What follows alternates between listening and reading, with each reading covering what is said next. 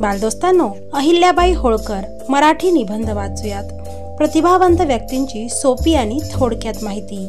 सर्वप्रथम पीकेज लर्निंग मध्ये तुमचे सहर्ष स्वागत आहे आणि अशाच नवनवीन माहितीपूर्ण व्हिडिओसाठी चॅनलला नक्की सबस्क्राइब करा for English and Marathi students.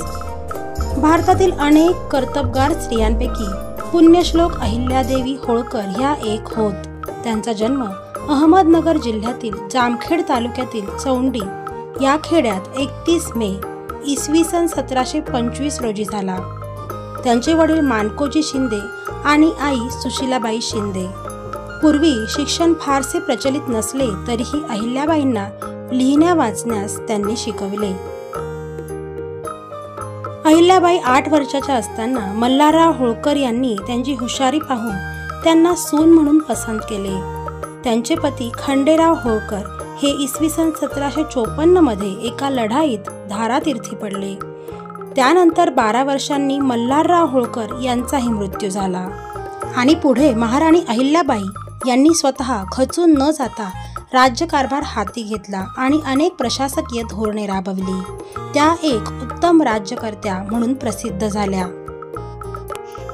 अहिल्यादेवींनी आपल्या राज्यकारभारात न्याय आणि विकासाला अधिक महत्त्व दिले। तसेच अनेक धार्मिक आणि सामाजिक कार्यही केली। त्या बुद्धिमान, ध्येयवादी आणि उत्तम प्रशासिका म्हणून ओळखल्या जातात।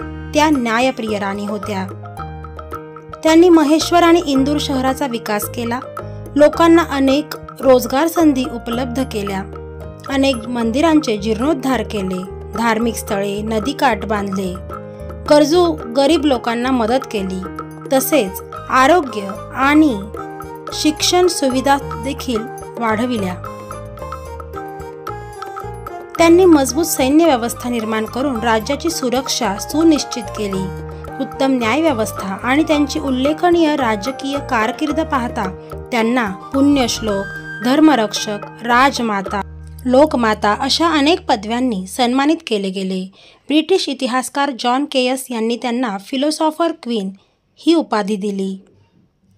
अशा या उचित न्यायदानासाठी प्रसिद्ध असलेल्या लोकमाता महाराणी अहिल्याबाई होळकर यांचे वयाच्या 70व्या वर्षी 13 ऑगस्ट 1795 रोजी आलमपूर येथे निधन झाले। अशा या प्रतिभावंत गुणवान महाराणीला शतशः प्रणाम। तर मुलांनो, लोकमाता अहिल्यादेवी होळकर यांच्याविषयी ही सोपी आणि थोडक्यात माहिती तुम्हाला नक्कीच उपयुक्त ठरेल। Thanks for watching. हा व्हिडिओ, ही माहिती जर तुम्हाला आवडली असेल तर नक्की लाईक करा, शेअर करा आणि अशाच नवनवीन माहितीपूर्ण व्हिडिओसाठी चॅनलला नक्की सबस्क्राईब करा। धन्यवाद।